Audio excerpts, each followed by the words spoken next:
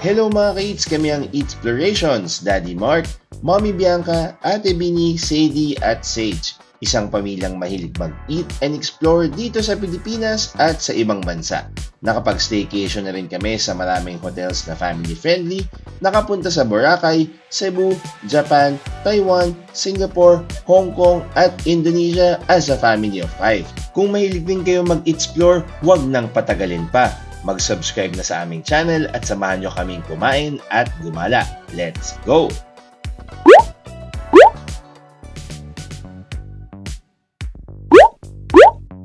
Hello mga ka-eats, nandito na kami ngayon sa airport ng Singapore at pauwi na kami kinabukasan dahil maaga ang flight natin ng morning.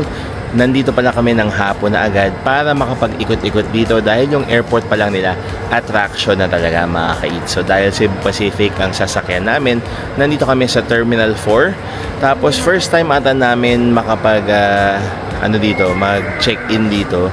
So parang lahat halos automated na talaga. So, ma-experience natin yung kanilang parang wala na atang counters talaga, puro bag drop na lang.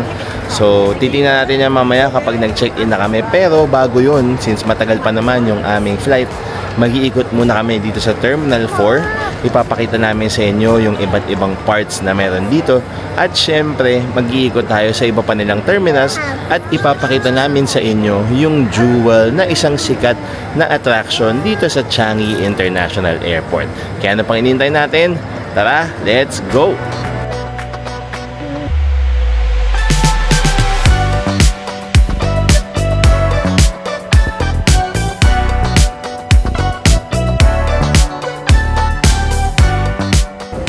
Sa mga nangangailangan ng baggage wrapping, meron silang baggage wrapping dito, katabi lang ng information center at ito yung mga presyo. Sa mga marami ang sinapping na mga tax-free items, pwede kayong mag-process ng inyong GST refund dito sa counter na ito. Malapit lang sa information center. Malapit dito sa may GST refund ay currency exchange just in case kailangan nyo pa ng ibang currency for your travels out of Changi Airport. Hindi katulad sa airport natin, dito napakaraming food choices. Level 2M, yan. Level 2 at level 1. Tapos syempre sa basement, merong buses at car park.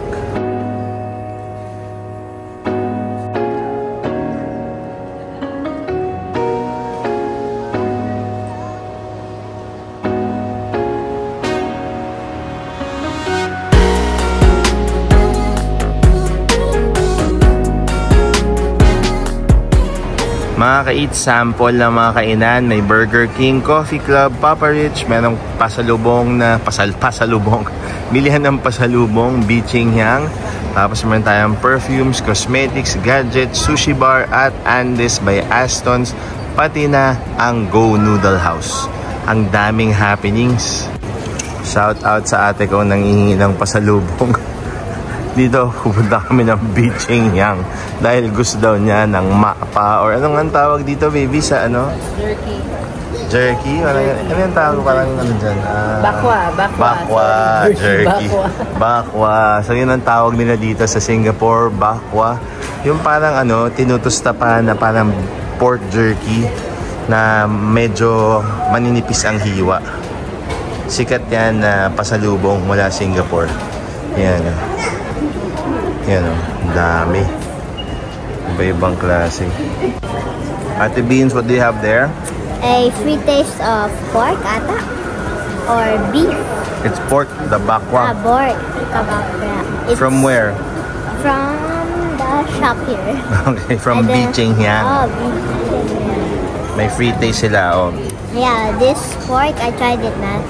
So it's like sweet and salty at the same time. Is it good? You like it? I love it. You love it. That's why Mom bought some. Oh, for us? Yeah. Oh, nice. It's delicious. Thank you. Confirmed mga ka-eats, may food court dito sa taas ng Terminal 4 sa second floor nila.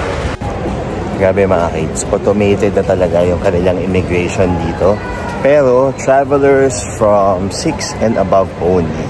Okay, so kapag may kasama kayong bata, dadaan kayo sa mga immigration officers pa rin nila.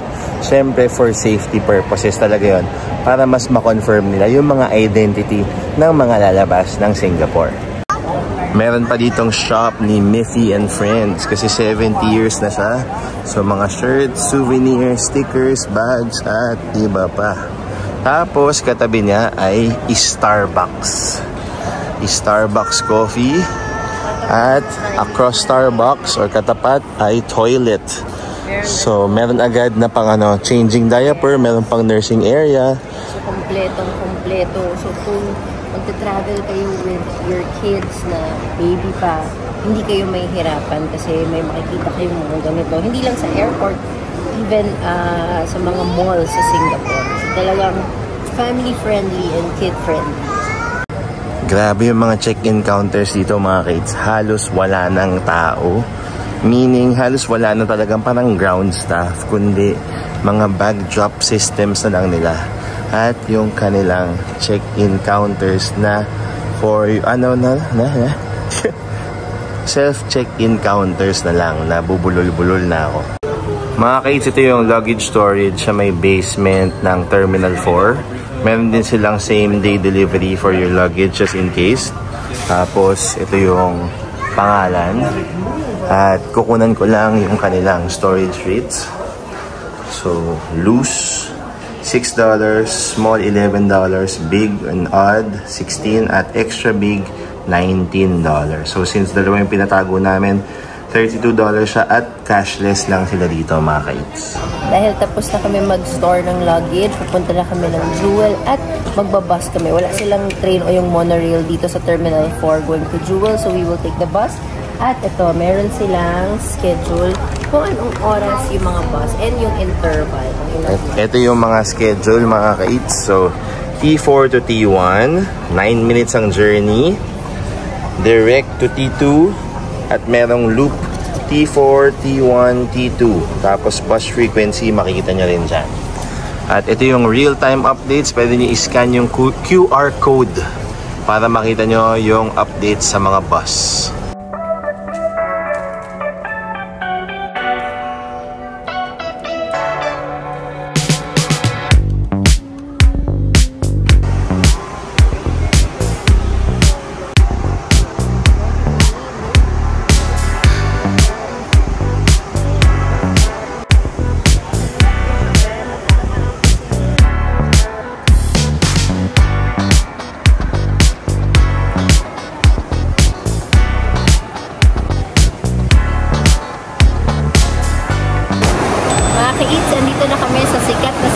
Jewel at ito ang kanilang sikat na rain vortex. O diba, ito palang attraction na siya at I'm sure marami pa tayong makikita dito sa Jewel sa Changi Airport.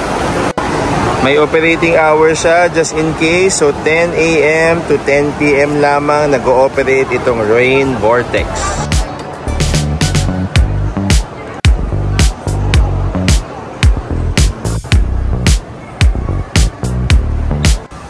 Mga ka-aids, dito mula sa Lobby F, makikita nyo ng medyo malapitan ang Jewel Rain Vortex. Kita nyo yan, ang ganda. Okay pala mag-picture dito mga ka-aids kasi sa ngayon wala masyadong tao. So maganda, kung gusto nyo ng magandang picture spot. Yan o, ang ganda na ng picture spot. Ang ganda pa ng misis ko. Ay.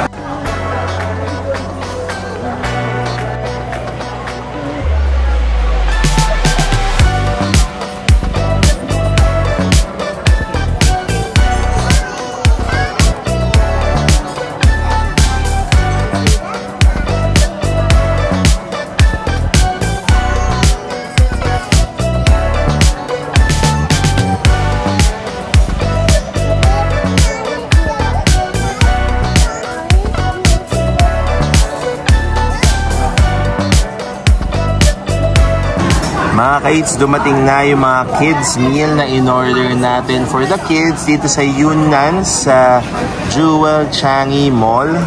So ito yung mga in-order nila. Ang nakakatawa dito, kompleto to from the rice to the ulam.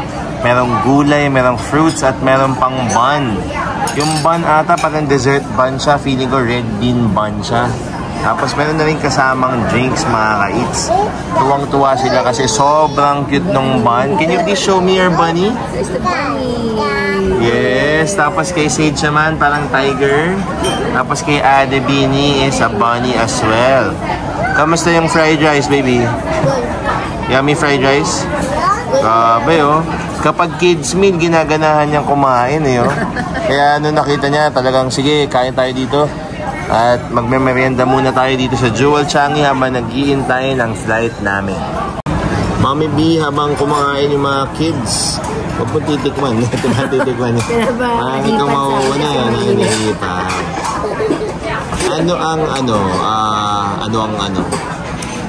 Ano ang tips na mabibigay mo since our last video about Singapore? Anong mga tips ang mabibigay mo sa mga first-time travelers to Singapore?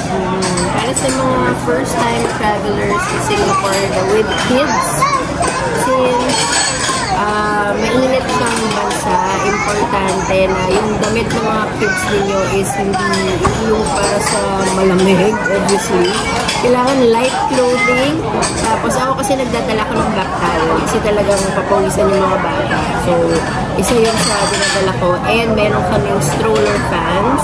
Maganda rin na may dala kayong stroller kasi marami ring lakaran dito. So, para hindi mapagod ang mga babies, magdala kayo ng stroller. And kung i-encourage nyo naman yung kids yung maglakad, bigyan nyo rin sila ng sarili nilang fan. Kagaya, siguro nakita nyo na sa mga previous vlogs namin, sasabihin na rin din siyang sarili niyang fan. Meron silang hats. So yun, for that.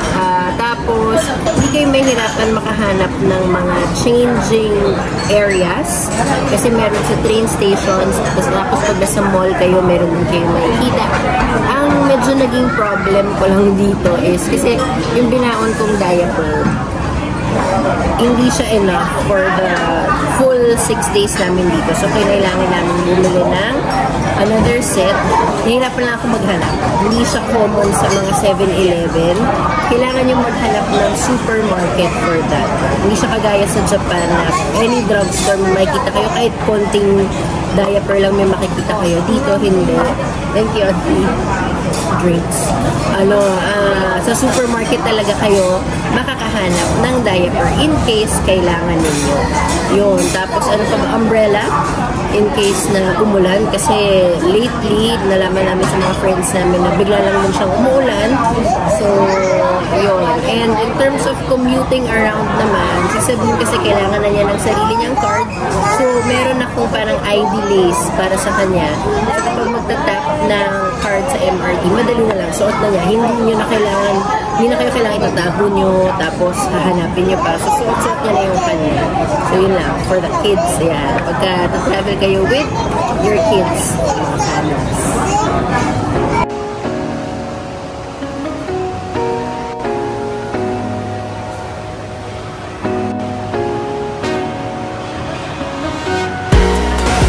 Mga ka-eats, nandito na kami ngayon sa 5th floor at ang ganda-ganda ng view dito sa may Canopy Walk ata banda. So ito yung vortex at sobrang daming puno, halaman. It's so green in here. Yun talagang parang akala mo nasa rainforest kayo. Yan talagang legit. Meron pang mga malalaking puno talaga mga ka-eats. Nag-replant pa sila dito. Nag-transplant pa sila. Tapos, yan, may restaurants, maraming upuan. Tapos yung parang marirelax ka muna bago ka mag-explore sa Singapore or kahit tapos ka na mag-explore na dito sa Singapore. Tapos parang good memories pa rin hanggang sa bago ka sumakay ng eroplano.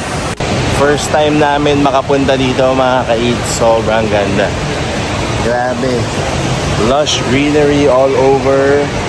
Rinig na rinig mo yung Jewel Rain Vortex.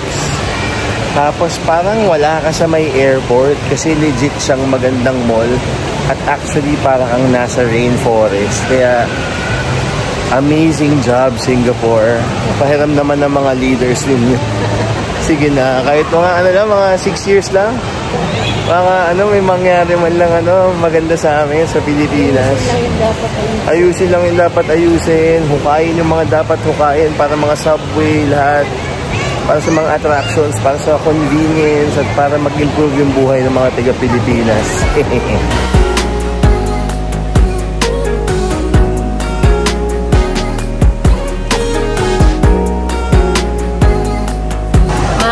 Ang daming activities na pwedeng gawin dito sa Jewel. Iba-ibang klase, pang matanda, pang bata. Pero, you have to take note, hindi siya for free. Magbabayad kayo per activity, may bayad. Hindi na kami magta-try kasi baka maano namin yung time. Yun din pala, kapag ka nandito kayo, kailangan i-check nyo yung time nyo kasi baka mawili kayo, matuwa kayo sa mga activities. And talagang pricey. Sabi ko nga kay Mark nung naglalakad kami, pag nasa Singapore, pricey talaga, no? Mafe-feel mo na pricey siya. Kasi, example lang yung Canopy Bridge, maganda siyang lakaran, pero isang adult, $11.90.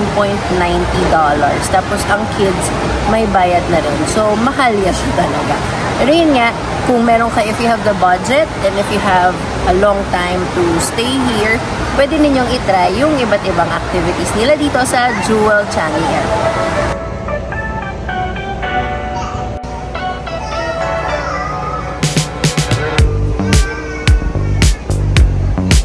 Ngayong araw, nasa counter 3 ang Cebu Pacific.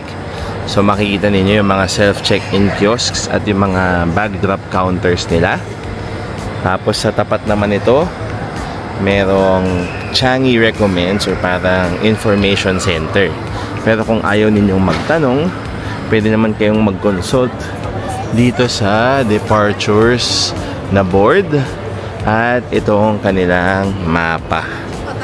So, kasalukuyan tayo ay nandito sa may row 3 and 4 at tayo ay mag-iikot-ikot na dito sa Terminal 4 ng Changi International Airport. Mga ka-eats, dito na nagtatapos ang aming Singapore trip at Singapore vlog for this 2025. At ang initial thoughts ko dito ay masaya ako dito kami nag-celebrate ng aming 10th year wedding anniversary. Thank you, Daddy, for that. Tapos, yung mga pinuntahan namin na like yung Night Safari, yung Adventure Cove, Universal Studios, kahit yung sa Gardens by the Bay, yung mga bata nag-enjoy and kami rin ni Mark nag-enjoy, which is yun yung importante for this whole trip, na masaya kaming lahat. And syempre hindi maiwasan na kasi sa sobrang init, yung mga bata nagiging cranky, so importante din talaga na i-take note ninyo kung ano yung mga pwede ninyong gawin para din maibsan yung heat dito sa bansang ito. But all in all, nag-enjoy kaming lahat. Wow, maraming salamat. Ako din, gabi, parang sobrang ganda pa rin talaga ng Singapore. Talagang mag-e-enjoy. First timer or kahit pabalik-balik na kayo dito, airport pa lang, meron laging something new. And pag lumabas pa kayo, and talagang sa dami ng magagawa dito, parang hindi nyo talaga din siya mauubos ng ilang araw. Kahit napakaliit lang niya, ang dami. Talagang may mga theme parks, may mga malls, may mga tourist spots, iba-ibang klaseng attractions na talagang nakakatuwa. And they made sure na talagang accessible, very convenient for tourists and locals alike. So talagang maraming salamat sa gobyerno ng Singapore sa pag-make sure nun. Hindi po to sponsored. Nagpapasalamat lang ako kasi parang feeling ko talaga sobrang galing na ganito sila kagaling. Ganito sila kaalaga sa kanilang mga citizens at syempre sa mga turista rin. Para rin talagang bisitahin sila. Ito yung isa sa mga bansang hindi init ulo mo yung pagdating mo, hindi mainit ulo mo. Pag uwi mo, hindi rin mainit ulo mo. Yung talagang masaya ka.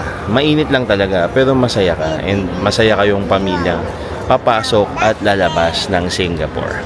So maraming salamat sa panonood sa aming Singapore series. And sana na-enjoy ninyo yung mga pinagkakain namin, pinagagawa namin, mga pinuntahan namin, mga stinayan namin na hotel. Lahat-lahat mga kids. At alam nyo na kung saan nyo sila mabubuk. Pwede nyo i-book yung mga activities, accommodations, and transfers sa Klook. Pwede nyo rin bisitahin yung Klook Creator Shop namin for discounts up to 15% off sa inyong mga travels. Don't forget to subscribe, comment, and like sa channel namin.